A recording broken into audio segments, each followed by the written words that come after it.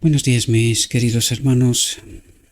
Le ruego a nuestro Dios que nos envíe su Espíritu, que nos capacite para poder entender su verdad, su realidad, su perspectiva. Hoy vamos a tratar de entender la sexta entrega de este preciosísimo tema, Cristo nuestra justicia, que tiene como título La perfecta obediencia mediante Cristo. Y creo que es un tema no comprendido por el cristianismo en términos generales, pero sobre todo por el remanente, porque fue llamado a presentar esta luz, esta verdad, este mensaje al mundo, que es en realidad el mensaje de cierre de la obra. Vamos a ver qué es lo que nos trata de transmitir nuestro Dios, a ver cómo se logra esta perfecta obediencia mediante Cristo. Dice: vosotros veis pues que el hombre es justificado por las obras y no solamente por la fe. Porque como el cuerpo sin espíritu está muerto, así también la fe sin obras está muerta. Dice: es esencial tener fe en Jesús y creer que habéis sido salvados por Él, pero hay peligro de tomar la posición que muchos toman al decir estoy salvado. Muchos han dicho usted tiene que hacer buenas obras y vivirá. Sin embargo, fuera de Cristo nadie puede hacer buenas obras. Y lo que está tratando de decirnos aquí en realidad es que si la ley no habita en nosotros, porque Cristo es la ley, ¿verdad? En Él habita la ley, ¿verdad? Dice: sin embargo, fuera de Cristo nadie puede hacer buenas obras. Y este es el mensaje que necesitamos comprender con toda profundidad. Sin Cristo no podemos hacer nada en absoluto. Es lo que nos decía antes. El cuerpo sin espíritu, sin esta vida de la cual Cristo se despoja y nos la da a nosotros, no podemos hacer absolutamente nada. Somos un cuerpo que está muerto. Y esto es lo que nos está tratando de decir. Y la gran confusión es que nosotros decimos sí, pero que es que estamos con vida. Claro, por gracia, por un tiempo, porque se nos da esta oportunidad para recapacitar, para entender de dónde hemos caído, y una vez que entendemos la realidad, tomemos nuestra elección. ¿Queremos vivir con este Espíritu de Cristo en nosotros como guía, que es justamente lo que tratará de explicarnos, o no? ¿Verdad? Sin embargo, fuera de Cristo nadie puede hacer buenas obras. Muchos dicen hoy: cree, solamente cree y vivirás. El mensaje más actualizado de cree, solamente cree y vivirás es que pecamos hasta que Cristo viene. Este es el mensaje actualizado justamente hoy, al final del tiempo, ¿verdad? Porque esto es lo que cree mucha gente, porque algunos es lo que predican, ¿verdad? Y el pueblo está confundido. Dice: la fe y las obras van juntas. El creer y el hacer se entremezclan. Y allí también hay una gran confusión, porque escucho a gente diciendo que es el creer y el hacer por la voluntad de Dios, ¿verdad? Pero vamos a ver aquí cómo de profundo es este mensaje, qué significa la voluntad de Dios en nosotros, qué significa este proceso, porque es precisamente lo que nos trata de ayudar a comprender en mayor o en toda profundidad, si puedo permitirme utilizar este término, ¿verdad? Dice: el Señor no requiere menos del alma ahora que lo que requirió de Adán en el paraíso antes de la caída. De ahí necesitamos entender, pero un momento, ¿nosotros estamos en la posición de Adán antes de la caída? Esto es lo que nos está diciendo. El Señor no requiere menos del alma ahora que lo que requirió de Adán en el paraíso antes de la caída. Perfecta obediencia, justicia impecable. Y esto el remanente odia escuchar esto. Le encanta mucho más pecamos hasta que Cristo viene. Perfecta obediencia, imposible. Esto sencillamente nos está diciendo que no comprendemos el Evangelio. no coincidimos con la voluntad de Dios. Y nos ayudará a comprender esto en mayor profundidad, ¿verdad? Digo esto porque hace unos años atrás yo tuve un sermón en la iglesia que fue el inicio de todo un recorrido, ¿verdad? ¿Es posible un carácter perfecto? ¿Esa perfecta obediencia, justicia impecable? ¿Es posible? Y haciendo un recorrido a través de textos del Espíritu y Profecía, la gente se espantó. Por la sencilla razón que sus maestros les decían que esto era imposible. Cuando vieron lo escrito está y vieron las exigencias y la demanda de Dios, no se lo creían. Y eligieron no creer. ¿Verdad? Por eso digo lo que digo, porque estoy hablando con conocimiento. ¿Sí? Dice, lo que Dios requiere bajo el pacto de la gracia. Y aquí es la pregunta tremendamente importante. ¿Estamos nosotros en la condición de Adán hoy para que Dios exija de nosotros perfecta obediencia? Y nos dice, lo que Dios requiere bajo el pacto de la gracia. ¿Cuál es ese pacto de la gracia? Es el mismo pacto en el cual vivía Adán, queridos. Cristo se despoja de su vida y me la entrega a mí. Esta naturaleza divina de Cristo nos la da a nosotros. ¿Qué es lo que tenía Adán? Esta naturaleza tenía Adán. Por lo tanto, ¿estamos en la misma condición? Claro, ¿qué nos fue enviado en Pentecostés? La naturaleza divina de Cristo, el Espíritu Santo. Por lo tanto, bajo el pacto de la gracia, en esta conexión con el Espíritu, que es lo que trata de explicarnos, nosotros estamos en la condición de Adán, podemos obedecer. Eso es lo que nos trata de decir. Pero vamos a ver también por qué creemos que no podemos. Dice, lo que Dios requiere bajo el pacto de la gracia es tan amplio como lo que requirió en el paraíso.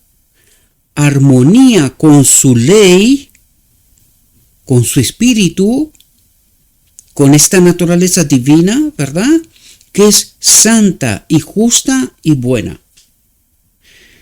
Nosotros dijimos, ¿quién es la ley? Y no hablamos de los 10 mandamientos, porque los 10 mandamientos o 10 principios, son una expresión de la ley, del carácter de Dios. Por lo tanto, ¿quién es la ley? Dios. ¿Cuál es su naturaleza? Es espíritu, sustancia, ¿verdad? Es lo que nos dice el Evangelio. Por lo tanto, ¿qué es el Espíritu Santo? ¿Qué es esta naturaleza divina de Cristo?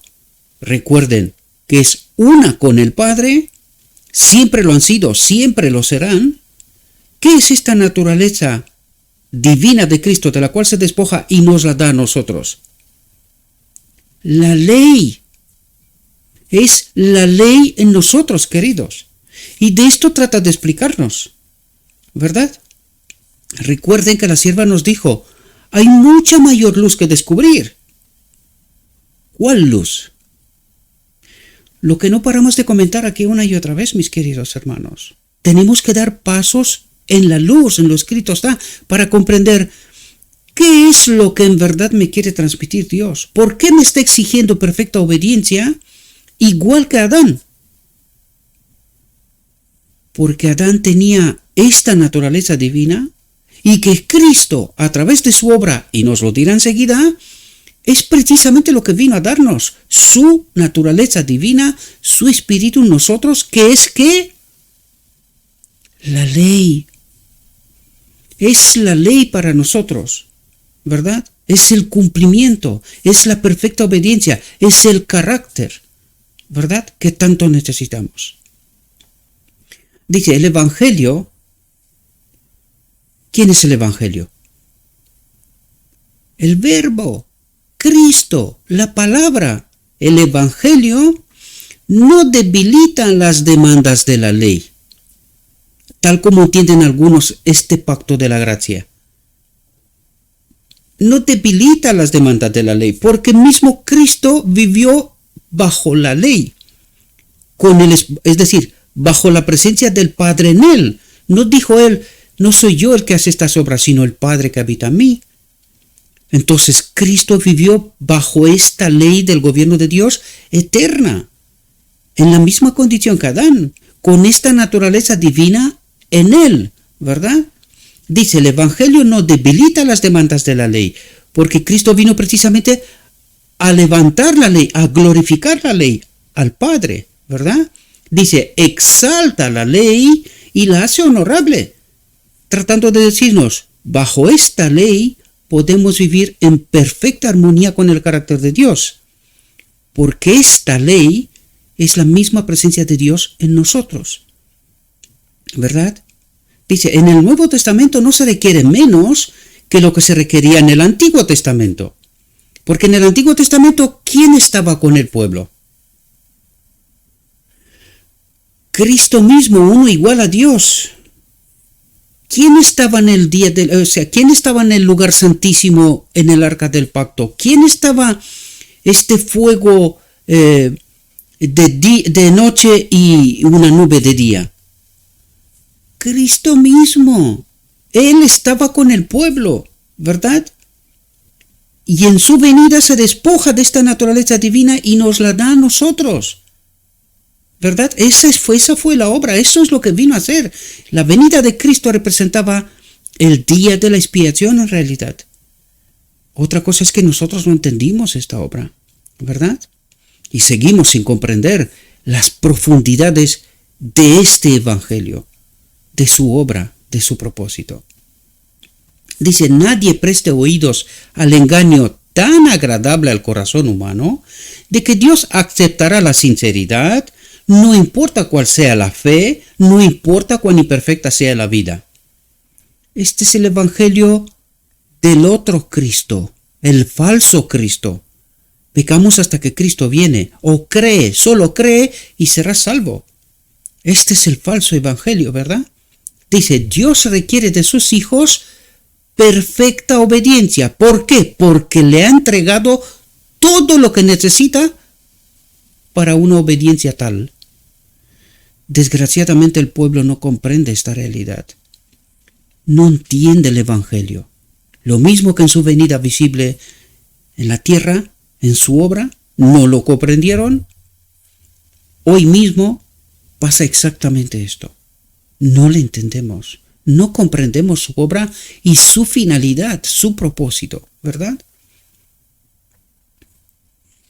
Dice, para poder hacer frente a los requerimientos de la ley, nuestra fe debe aferrarse de la justicia de Cristo, aceptándola como su justicia.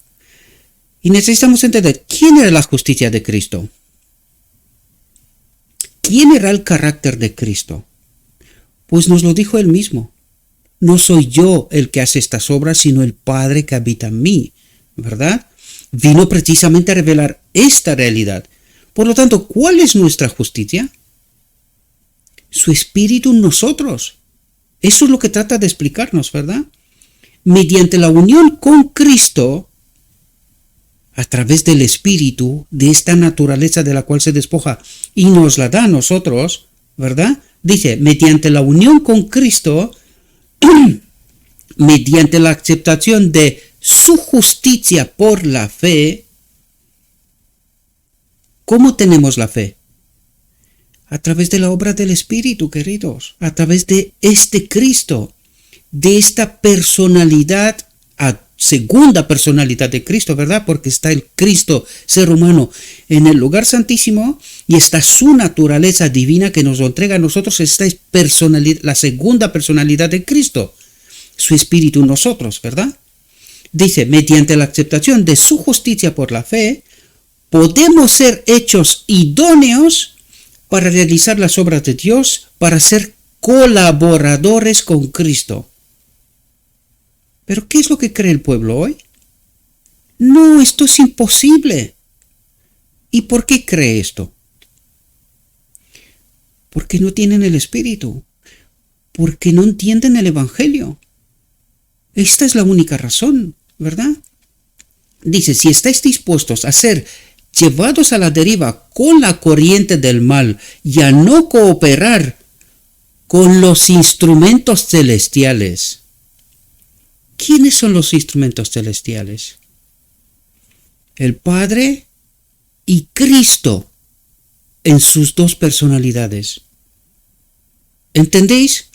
Dice, para restringir. ¿Y por qué no cooperamos con los instrumentos celestiales? Es que me veo obligado a decirlo una y otra vez, queridos. Porque nosotros hemos adoptado una doctrina supuestamente inamovible de tres dioses. ¿Y el Padre y Cristo también están de acuerdo con esta doctrina? ¿O es que no están de acuerdo con esta doctrina? Por esto nosotros no experimentamos a este Cristo en su vida multiforme, en sus dos personalidades. ¿Verdad? Por eso no experimentamos el Espíritu. Por eso nos dice, si estáis dispuestos a ser llevados a la deriva, ¿de quién? De este falso Cristo que está en el trono del lugar santo, ¿verdad? Con la corriente del mal y a no cooperar con los instrumentos celestiales. ¿Cómo no cooperamos? Porque nosotros creemos que hay tres dioses. Cuando no es así, ¿verdad?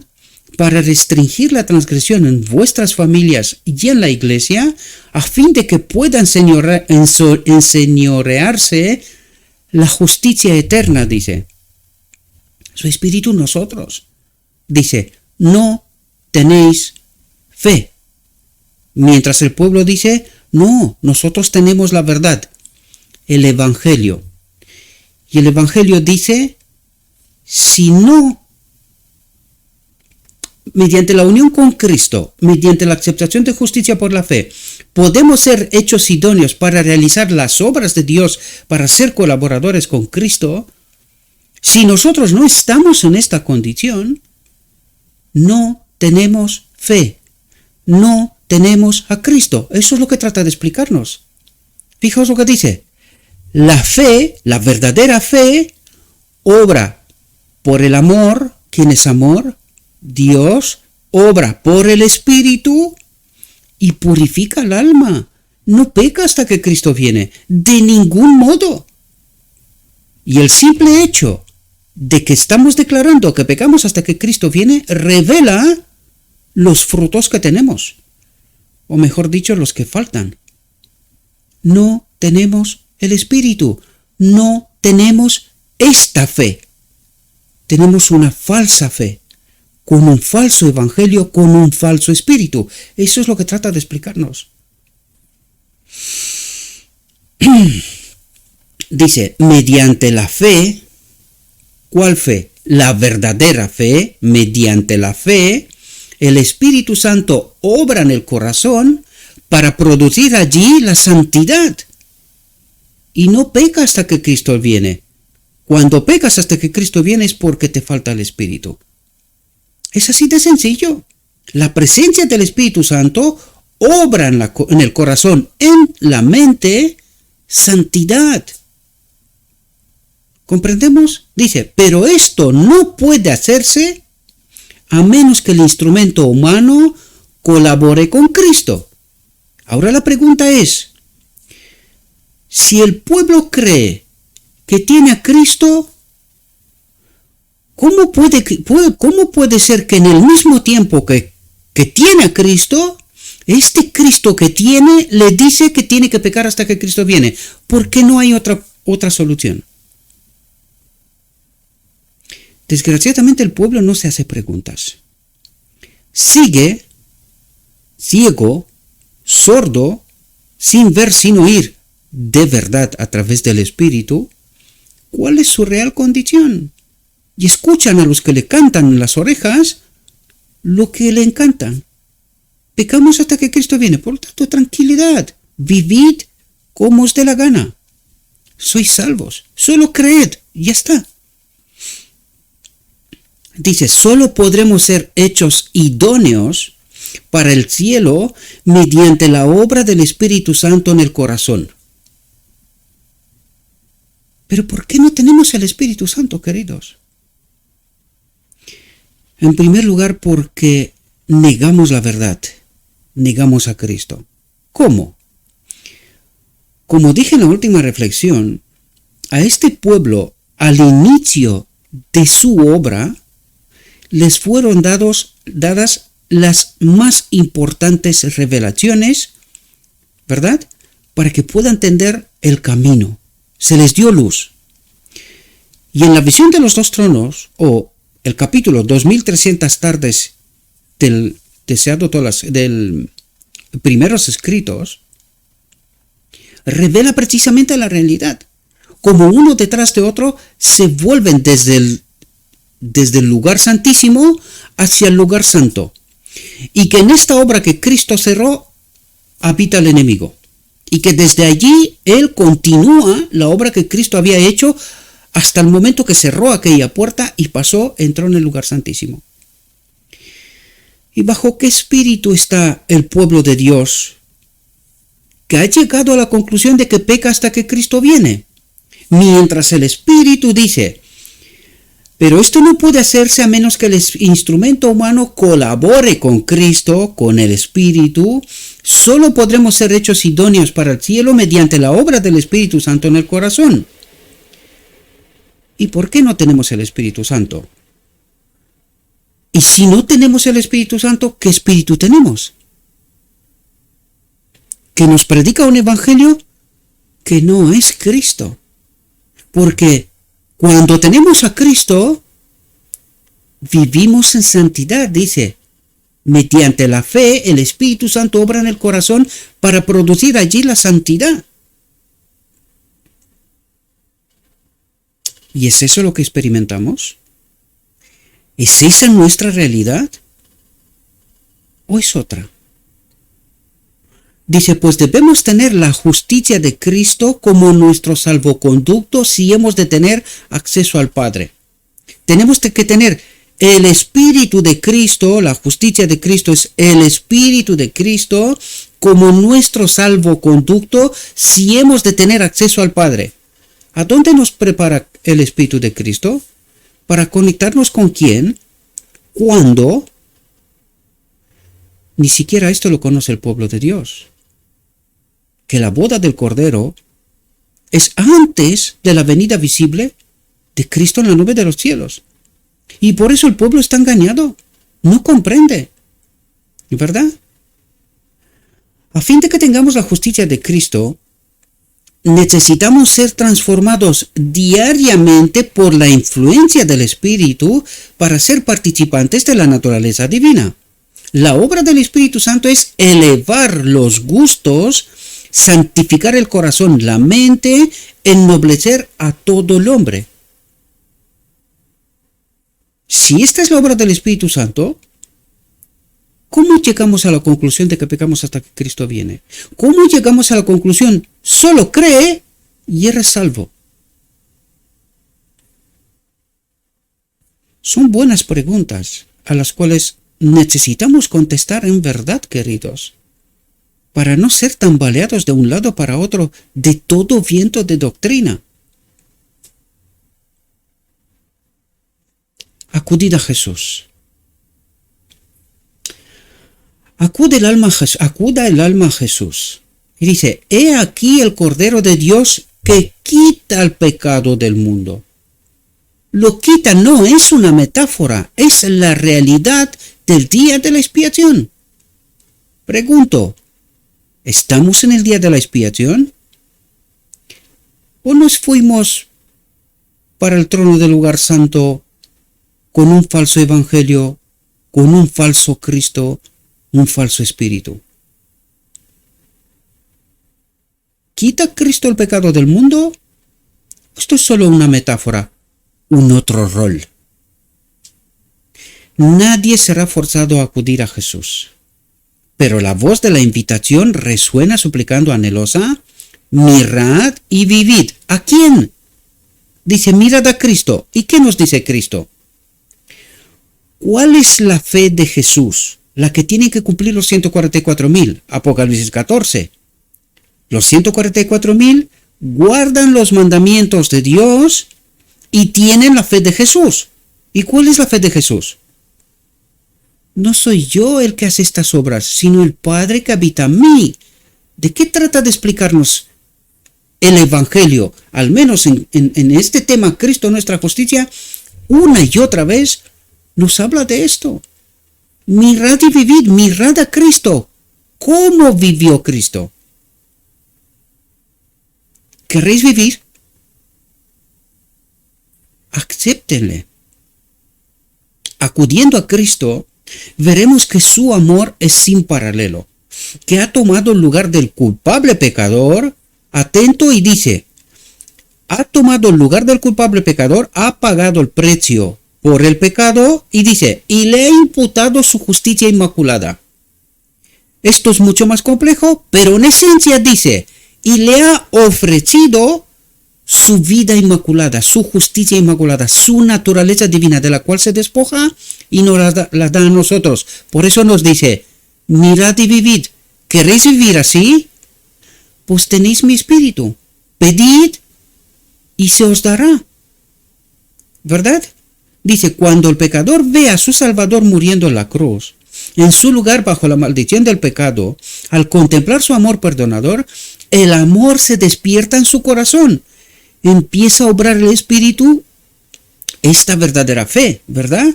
Dice, el pecador ama a Cristo porque Cristo primero lo ha amado a él. Y el amor es el cumplimiento de la ley. ¿Qué es lo que nos trata de decir? El pecador, bajo la influencia de este amor, de este Espíritu de Cristo, ¿verdad? Empieza a amar a Cristo, a este Cristo que ha pagado por mí el precio. Y que esto significa que Él deja su vida, de la que se ha despojado, para ofrecérmela a mí. Y dice, el pecador ama a Cristo con el Espíritu de Cristo, ¿verdad? Porque Cristo primero lo ha amado a Él, se ha despojado de sí mismo y me ha entregado esta vida a mí. Y dice, y el amor, el Espíritu, es el cumplimiento de la ley. ¿Comprendéis la profundidad de lo que trata de explicarnos? Dice, el alma arrepentida comprende que Dios es fiel y justo para perdonar nuestros pecados y limpiarnos de toda maldad. Limpiarnos de toda maldad. Y esto es compatible con pecamos hasta que Cristo viene. Y cuando decimos pecamos hasta que Cristo viene, ¿no estamos anulando precisamente la obra del día de la expiación? Y si estamos haciendo esto, ¿dónde está este pueblo? La visión de los dos tronos, como la llamo yo, ¿es reveladora? ¿Nos habla de una realidad?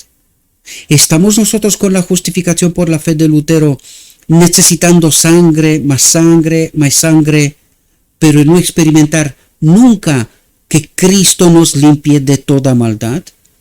Que es precisamente la obra que tiene que ocurrir, o es la que Él tiene que hacer en el día de la expiación. Y si nosotros no tenemos a este Cristo y no creemos a este Cristo, ¿entendemos de por qué no viene Cristo? ¿No es nuestra esperanza en la venida de Cristo vana? Buenas preguntas, mis queridos hermanos, que quizás valga la pena que pongamos y que busquemos respuestas reales, verdaderas, salir del engaño con mayúsculas. Dice, el Espíritu de Dios actúa en el alma del creyente. ¿Creyente en qué? Mirad y vivid. Creyente en el verdadero Evangelio. Dice, capacitándolo para seguir progresando en su obediencia, incrementando su fortaleza, su espíritu, este don inmerecido, avanzando de gracia en gracia, de espíritu en espíritu, en Jesucristo. Y cuidado, cuando dice Jesucristo, habla de las dos personalidades de Cristo. Este uno igual a Dios, esta vida de la cual Él se ha despojado y nos la ha dado a nosotros, y de Cristo el hombre. Cristo en las dos personalidades, ¿verdad? Cristo delante en el trono con el Padre, Cristo en el Espíritu con nosotros. ¿Qué nos dijo? Vamos, una vez que os digo esto, Vamos a leer la frase. El Espíritu de Dios se refiere al Padre y a Cristo. El Espíritu de Dios, tal como nos dijo la sierva, cuando le preguntaba, ¿quién es el Espíritu Santo? Es el Espíritu del Padre y el Espíritu de Cristo. Esta naturaleza igual a Dios, de la cual Cristo se despoja y nos la da a nosotros. Su vida nos la da a nosotros. Dice, el Espíritu de Dios actúa en el alma del creyente, capacitándolo para seguir progresando en su obediencia, no pecar hasta que Cristo viene, ¿verdad? Porque esto revela un modo de vida, incrementando su fortaleza, su espíritu, avanzando de gracia en Jesucristo. De esta obra completa, Cristo el ser humano, ¿verdad? Y esta vida que nos la ha dado a nosotros, el Espíritu. Espero que podamos entender. Ya sé que no es fácil, pero espero que alguno pueda despertar y entender. Dice, Dios condena justicieramente. No me gusta cómo lo está poniendo aquí. Yo diría, Dios condena en justicia a todo el que no hace de Cristo su Salvador personal. ¿Por qué no digo justicieramente? Porque parece ser como que Dios está persiguiéndonos a condenarnos, cuando en realidad es todo lo contrario. Dios trata de condenarnos, creo que he dicho, ¿no? Dios trata de perdonarnos, de justificarnos, de limpiarnos de maldad, de hacernos conforme con su carácter. Y no nos persigue para condenarnos, ¿verdad? Dios condena justicieramente o en justicia a todo el que no hace de Cristo su Salvador personal, pero perdona a cada alma que acude a Él con fe y la capacita para realizar las obras de Dios y para ser una con Cristo por la fe. Jesús dice de tales personas, atentos, esta es la ley del gobierno de Dios. Yo en ellos y tú en mí. El Padre en él, ¿verdad? Yo en ellos y tú, Padre, en mí. Para que sean perfectos en unidad, que sean unos en unidad. Todo lo que veis entre corchetes está en original, no he colocado yo nada. Dice, esta unidad proporciona perfección de carácter. ¿Y para qué necesitamos el carácter? Para acudir a la boda del Cordero. Por lo tanto, ¿qué es esta perfección de carácter? La unión, yo en ellos y tú en mí, para que sean perfectos en unidad. Esta unidad proporciona perfección de carácter para que el mundo conozca que tú me enviaste y que los has amado a ellos, has puesto tu espíritu en ellos, como también a mí me has amado, como también habitas en mí. Eso es lo que trata de explicar, ¿verdad? Dice él lo que nos dijo antes, yo en ellos y tú en mí. Esta es la ley del gobierno de Dios. Esta es la que rechazó el enemigo en el cielo. Dijo, el Espíritu de Dios en nosotros no es bueno. Pues Cristo vino a resaltar, a glorificar la ley. ¿Y cómo glorificarán los 144,000 a Dios? Yo en ellos, Cristo en nosotros, y tú en mí. Es decir, Cristo es un lugar de encuentro, el descanso, el sábado, un lugar de encuentro para nosotros, ¿verdad? Yo en ellos y tú en mí, para que sean perfectos en esta unidad, que descansen en esta unidad, como vivía Adán. ¿Qué requiere de nosotros?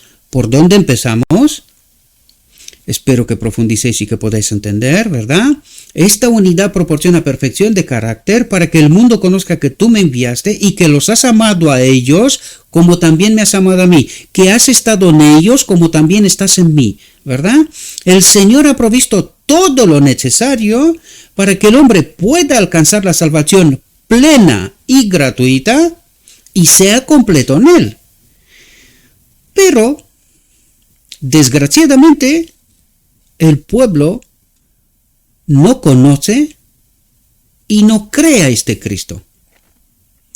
Porque el pueblo cree que no puede obedecer, que no pueden ser perfectos en Cristo. En realidad cree que peca hasta que Cristo viene. Y no se hace la pregunta, ¿cuál es el espíritu que nos guía, que nos enseña estas cosas totalmente contrarias al Evangelio, a Cristo, a mirad y vivid? Espero que podáis comprender, mis queridos hermanos. Sé que no es fácil, lo sé, por experiencia personal. Por eso estoy delante de vosotros. Y que la verdad que no me da ninguna gana, ¿verdad? Porque a veces recibo mensajes que no... En fin, que uno no desea y no espera recibir, ¿verdad? Lo mismo que le pasa a Cristo. Cristo obra, pero su pueblo, descarriado, no lo entiende y no lo cree. No le sigue. El propósito de Dios es que sus hijos tengan los brillantes rayos del sol de justicia. Dice, que todos tengan la luz de la verdad, del Evangelio, y que a través del Evangelio tengan a Cristo. Pero sus hijos creen que hay tres dioses, que ya no hay un santuario celestial, que pecamos hasta que Cristo viene. Es decir, alguien se ha encargado de anular el Yom Kippur, el día de la expiación, y quitar por medio el lugar santísimo. Y su pueblo está en el lugar santo, necesitando sangre, un cordero inmolado una y otra vez. Por esto no viene Cristo, porque no tiene un pueblo, queridos. Apenas ahora está levantando un pueblo que entiende la verdad, que entiende el engaño con mayúsculas, y que tanta gente rechaza creer. Y yo lo veo, cada vez que os cuento esto, no os lo acabáis de creer. Pero qué pena, queridos. Tenemos la verdad. ¿A quién creemos? ¿A este Cristo? ¿O al Cristo que nos presentan algunos, que nos dicen que pecamos hasta que Cristo viene? Y cuando vendrá Cristo, entonces el pueblo se dará cuenta que fueron engañados. Pero yo diría que no fueron engañados. Les gustaron que sean engañados, porque era conforme con el carácter que tenían. Les gustaba este mundo, les gustaban las cosas de este mundo, les gustaba cualquier otra cosa, menos mirar y vivir, menos el Evangelio, menos la verdad. Y se dejaron guiar por sus maestros, descarriados y engañados por las universidades del mundo. De este mundo me refiero. No piensen, no, las universidades, para dejarlas claro. Porque la escuela de Cristo es lo escrito está. En este camino de Maús, acompañados por Cristo mismo, que revela a cada paso las Escrituras. Pero ¿quién le escucha? ¿Quién le entiende? Dios ha proporcionado la salvación al mundo a un costo infinito. Dice, nada menos que la dádiva de su Hijo unigénito. La dádiva de su Hijo unigénito. El apóstol pregunta, el que no escatimó ni a su propio Hijo, sino que lo entregó por todos nosotros, tanto como paga de pecado, tanto como su naturaleza divina, que nos la ha dado a nosotros. Por eso alguien nos señaló la cruz y no entendemos qué pasó en la encarnación en realidad. Por eso no entendemos quién es este Cristo Salvador personal que me acompaña aquí y ahora. Por eso no entendemos. Alguien nos ha presentado 3 dioses y el tercero es una suplantación de alguien que tiene como deseo subirse en el monte de los dioses, donde está el Padre y Cristo. Por lo tanto, si no somos salvados, la falta no será de Dios, sino nuestra por haber dejado de cooperar con los instrumentos divinos. ¿Y cómo hemos dejado de cooperar con los instrumentos divinos? Porque hemos dejado de creer, igual que Adán en Edén, a Dios y nos fuimos a creer a un falso Dios.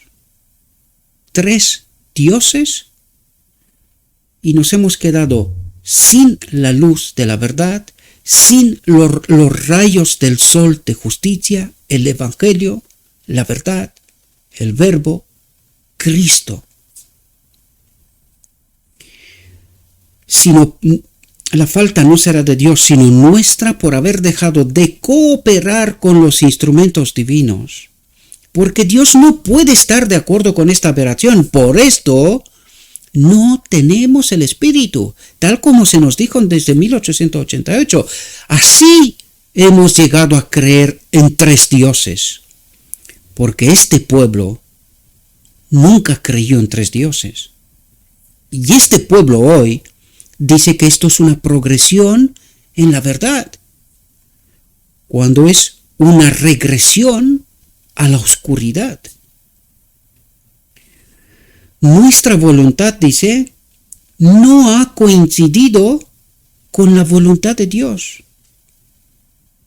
Nuestra voluntad de creer la falsedad a un falso Dios no ha coincidido con la voluntad de Dios. ¿Expresada dónde? En la luz de la verdad, en estos rayos del sol de justicia, el Evangelio. Mirad y vivid, Cristo. Pero el pueblo sigue a sus maestros. Paz, seguridad, tranquilos. Nosotros tenemos la verdad. El Redentor del mundo revistió su divinidad al Padre, atentos lo que va a decir, con humanidad. Recuerden que Dios se iba a manifestar en Cristo. En la ley de antes, ¿qué nos dijo? Yo en ellos y tú en mí. Lo dice Cristo, ¿verdad? Por lo tanto, vamos a entender bien el Evangelio, no permanecer engañados.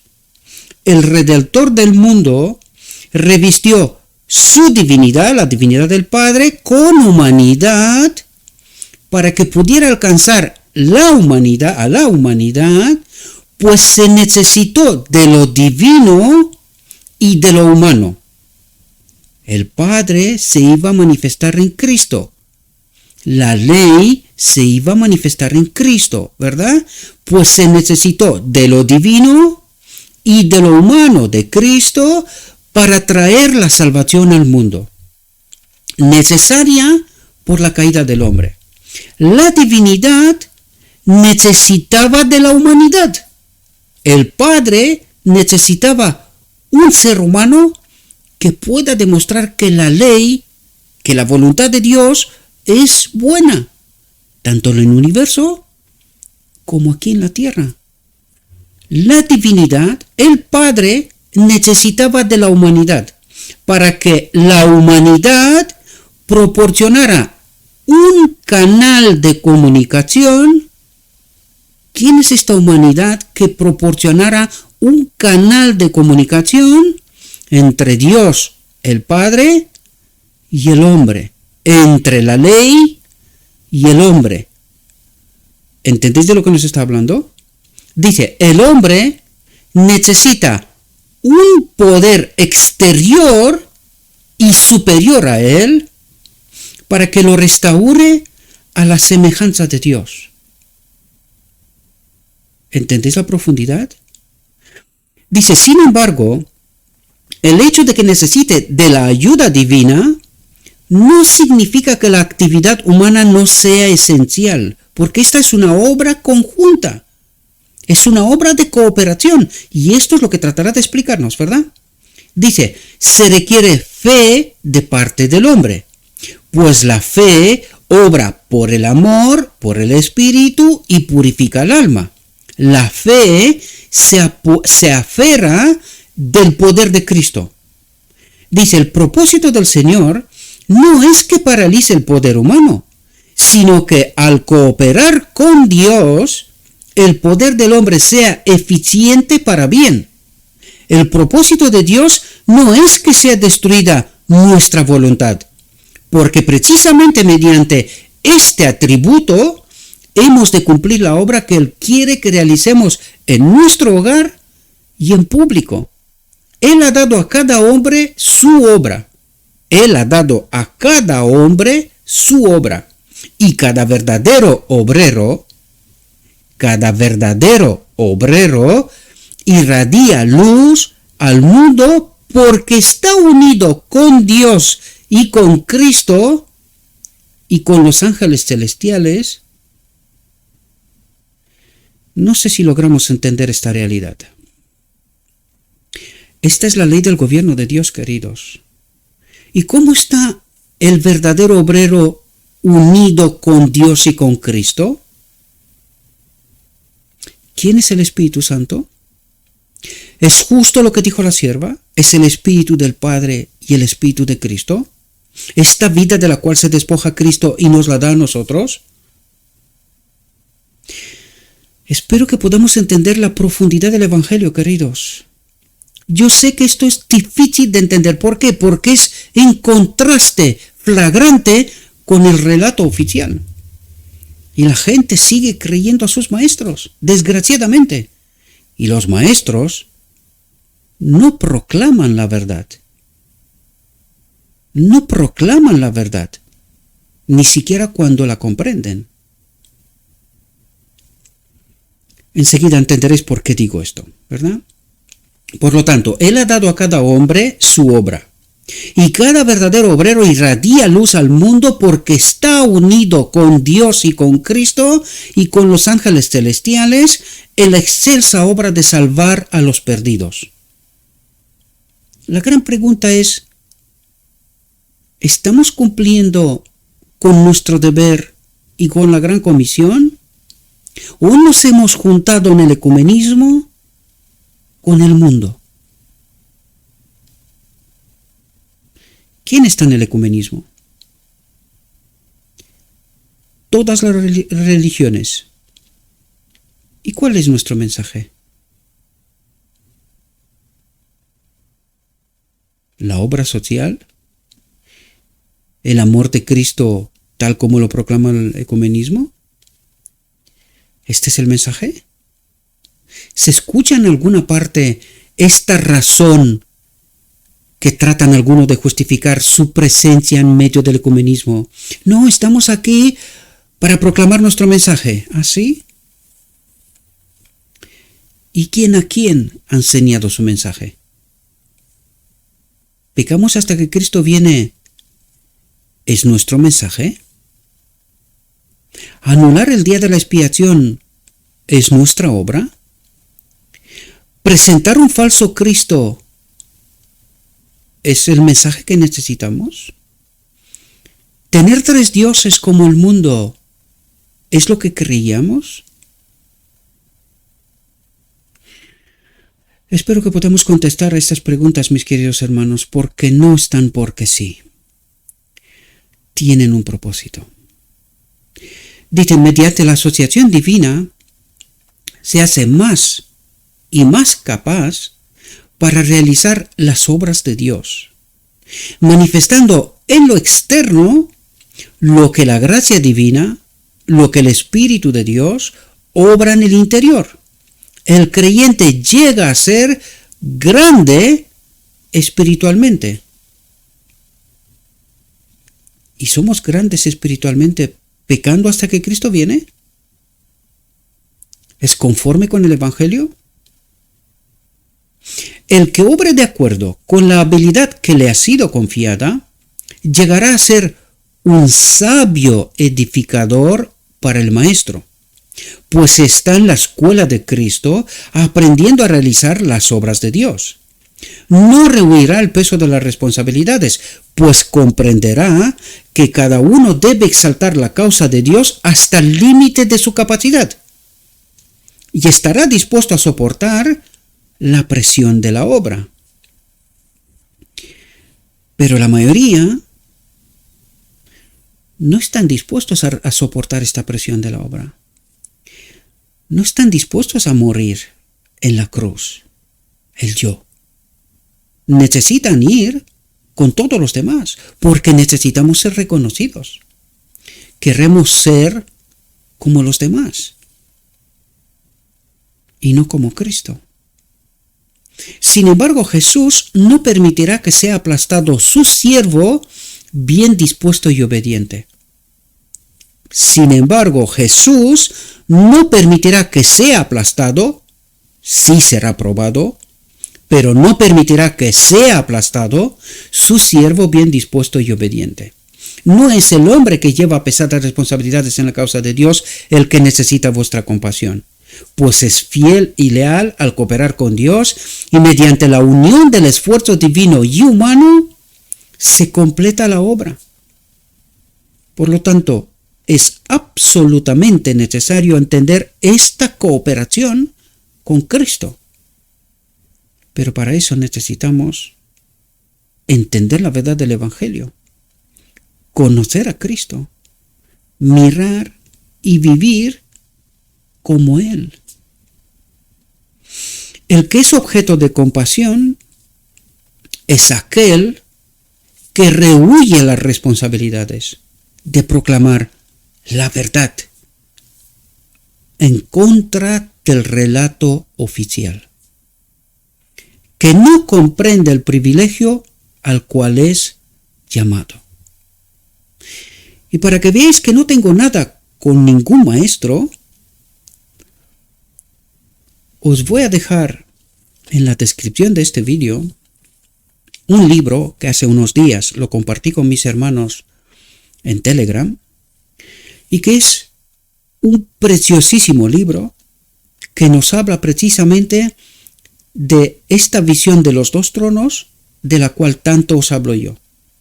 Es verdad que en este libro no vais a encontrar todo lo que estamos entendiendo en este ministerio, pero es un gran paso adelante. Un pastor, Stephen Bohr, porque aquí está en inglés, ¿verdad? Pero es su nombre en realidad, Stephen Bohr, escribió este libro basado en la realidad de la Iglesia y en la visión de los dos tronos. Culto en el trono de Satanás. Como os dije, os dejo en el enlace para descargar el libro en la descripción de este vídeo en YouTube. Yo os aconsejo, mis queridos hermanos, léanlo. Traten de entender una realidad. ¿Por qué hago esto? Porque no sé si recordáis, todos aquellos que seguís el ministerio, dije, si alguna vez encuentro a alguien que predique sobre este asunto, lo presentaré. Pues esta es la demostración de que cuando encuentro a alguien que presente esta realidad, lo resaltaré. Pues aquí tenéis el libro. Él trata de tener una visión desde su perspectiva. Le falta, lo que estamos presentando en este ministerio es mayor luz todavía. No es mi mérito. Cristo, recuerden, es la obra de Cristo. Pero creo que vale la pena que leáis este libro. Es revelador de una realidad que la Iglesia, y es un pastor, es verdad que ahora es jubilado, y que creo que después de publicar este libro no le fue muy bien, porque el libro fue publicado en 2012, y si hago un repaso para atrás, es más o menos por donde empezaron los problemas, ¿verdad? Porque él se jubiló más bien forzosamente, aunque hoy en día sigue predicando, es a través de un ministerio personal que lo tiene desde hace muchísimo tiempo, ¿verdad? Así que, mis queridos hermanos, esta es la muestra de que cuando se quiere presentar la verdad, se puede. Él ha tomado la responsabilidad de presentar la realidad según lo escrito está. Y el libro os va a revelar esta realidad. Así que mi consejo, mis queridos hermanos, es léanlo. Es bueno, al menos como cultura general, ¿verdad? Porque está presentando realidades de la iglesia, ya son bastante pasado, recuerden, hasta 2012, quizás un pelín antes, pero la de hoy es mucho más tremenda. Es mucho más tremenda, ¿verdad? Bueno, mis queridos hermanos, les ruego a nuestro Dios que nos envíe su Espíritu, que nos capacite, que podamos asimilar tanta verdad y tan fuerte, ¿verdad? Yo comprendo perfectamente que no es fácil, lo entiendo perfectamente. Pero el único propósito que tengo es no te presentar en mala posición o en mala luz a nadie, ni a la iglesia, ni a los maestros, ni nada. Pero mientras no veo un despertar, un recapacitar de nuestra realidad, de nuestra posición equivocada, seguiré predicando lo que predico. Porque está escrito y porque la realidad confirma lo escrito está. Y el llamado de Dios es: despierten, mirad y vivid. Le ruego a nuestro Dios que nos envíe su Espíritu, que nos capacite, que podamos entender su verdad, su realidad, su perspectiva. Y os deseo, mis queridos hermanos, que tengáis un próspero día y en todo lo que os he dicho, os lo he dicho en nombre de Cristo Jesús. Amén.